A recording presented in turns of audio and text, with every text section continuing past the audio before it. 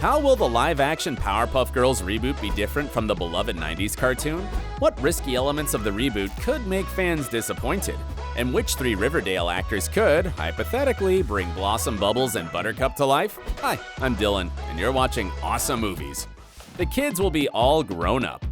The Powerpuff Girls reboot won't be anything like the Cartoon Network series that debuted in the 90s. Say goodbye to the lovable kindergarten-age superheroes made out of sugar, spice, and everything nice, not to mention a healthy dose of Chemical X. For a start, the new show won't be an animated series. Blossom, Bubbles, and Buttercup are set to receive their first ever live-action adventure, which opens the door to a new world of interesting possibilities. That might sound like sacrilege to those of you who grew up watching the trio's animated antics, but it really shouldn't be that surprising. Think about it. The Powerpuff Girls have featured in almost every other medium of entertainment since their inception. Television, video games, comics, you name it. The gals have been there and done that. It was only a matter of time until they got the live-action treatment. However, here's the mind-blowing part.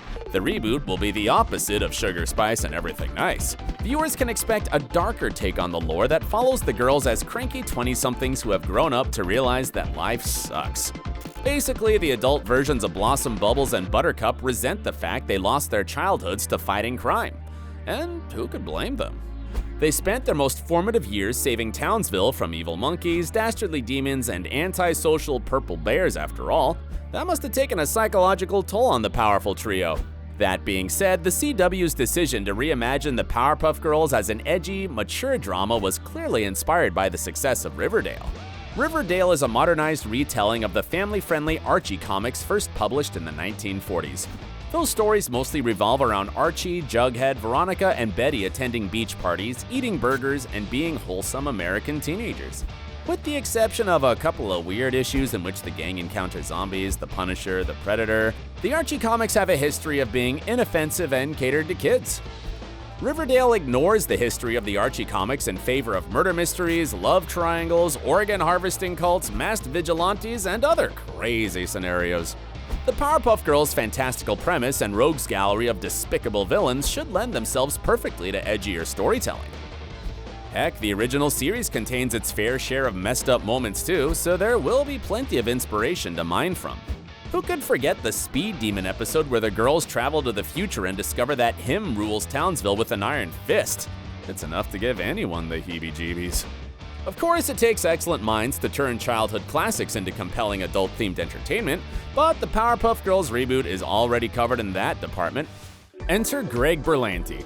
While the show is still in the early stages of development, the Powerpuff Girls has already added some impressive talent to the creative department. And one of those people is none other than Greg Berlanti, the super producer who helped turn Riverdale into one of the hippest young adult shows around. That being said, Berlanti has been key to the CW's success in recent years. In addition to overseeing Riverdale, he's one of the masterminds behind the network's hit Arrowverse franchise, featuring some of DC's most popular crime-fighting crusaders. And let's not forget that some of Berlanti's other credits include Dawson's Creek, Everwood, and Chilling Adventures of Sabrina. That's a stacked resume right there, and it's understandable why his projects keep getting greenlit by network execs. While Berlanti's previous work has explored a bunch of different genres, he does seem to enjoy making heart-racing dramas and superhero adventures. And since the Powerpuff Girls will combine both of these, it's the ideal project for the producer. Berlanti's involvement also gives us a brief idea of the type of show the Powerpuff Girls will be. Sure, it'll be dark and edgy, but you just know it's gonna be stylish, sexy, funny, and absurd. And who doesn't want to see that? It will embrace the wacky side. Let's face it, the Powerpuff Girls is pretty silly. This is a universe where authoritarian cats turn humans into pets and the main antagonist is a monkey. Now, I'm not saying that monkeys can't be evil geniuses, but none of them are as bananas as Mojo Jojo. That guy goes ape. The CW reboot might not be as cartoonish as the original series, but it won't take itself too seriously either. The premise is too inherently ridiculous, and the show must acknowledge that to some degree, right? Plus, the evil foes that the Powerpuff Girls encountered in the cartoon are bound to make an appearance. They're just as beloved as Blossom, Bubbles, and Buttercup in their own bizarre way. They'll just be a little more sinister and deadly the next time we see him. Can you imagine how demented him will be in a show that isn't geared towards children? That cheeky devil's gonna get up to no good. Of course, finding that balance between silly and serious is a difficult task. The good news is that the CW has mastered the art of creating entertainment that goes off the rails while still managing to tell a cohesive and coherent story. Look no further than Riverdale as the perfect example. Now that's a show with a lot going on in it, and the creators play us viewers like fiddles. We can't wait to see what happens next. Over the course of 5 seasons, the Archie Comics adaptation has surprised viewers with everything from musical episodes to Dungeons & Dragons-esque death games that play out in real life. And that's just scratching the surface. In lesser hands, Riverdale would be a big ol' mess. However, the show's creators have somehow managed to make a compelling drama that embraces its outlandish qualities with a straight face. Whether you love or hate Riverdale, there's no denying that there's nothing else like it. The Powerpuff Girls has the potential to stand out as unique in its own right, too. Then again, while originality is excellent, don't be surprised if the Powerpuff Girls is littered with nods to its inspirations. That's another thing the show might share in common with Riverdale. Pop culture homages. Every piece of entertainment derives from something else, and the Powerpuff Girls is no different. In fact, the Powerpuff Girls is charming because it wears its various influences on its sleeve. And some of those inspirations aren't exactly child-friendly. For example, the Powernoia episode is basically a recreation of A Nightmare on Elm Street. In this one, the girls must confront their greatest fears in the dream world, pitting them against spiders, monsters, and clowns in the process. I bet that one traumatized young viewers back in the day. Then there's the episode in which the Beatles pay tribute to the Beatles, proving that even the baddest supervillains on the planet appreciate good music from time to time. This isn't exactly a traumatizing episode, but it's a prime example of how far and wide the show's influences stretch. If you pay close attention, you'll even spot cameos from Eric Cartman and Bob Ross throughout the series. Talk about star power, right? And the list goes on. The upcoming reboot should continue this trend. It's the perfect way to honor a rich pop culture legacy and diversify the storytelling. One episode could be a rock opera, another could be an exciting psychological thriller. The possibilities are endless. Furthermore, the reboot will be less restricted by age ratings, so the creators will have more opportunities to push the envelope and do things that just weren't acceptable in the OG kids cartoon.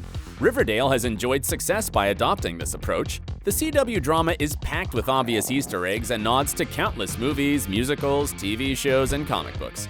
We all tune into the show for its twists and turns, but it's also fun to play spot the references.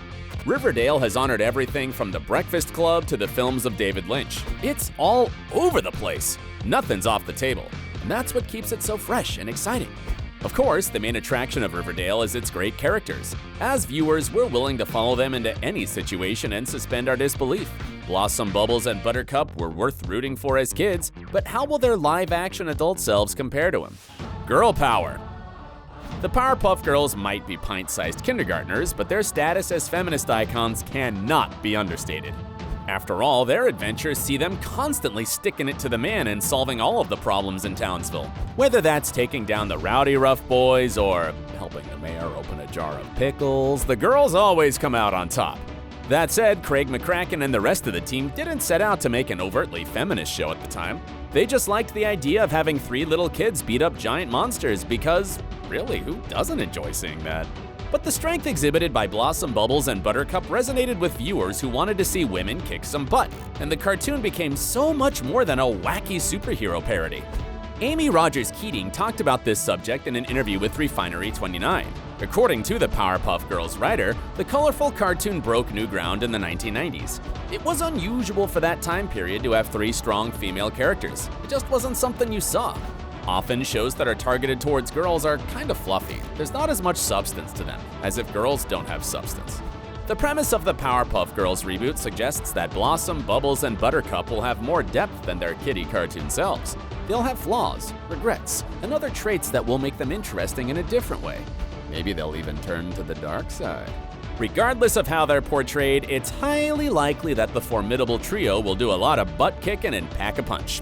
And in doing so, they might captivate a brand new generation of fans who want to see girl power celebrated on the screen.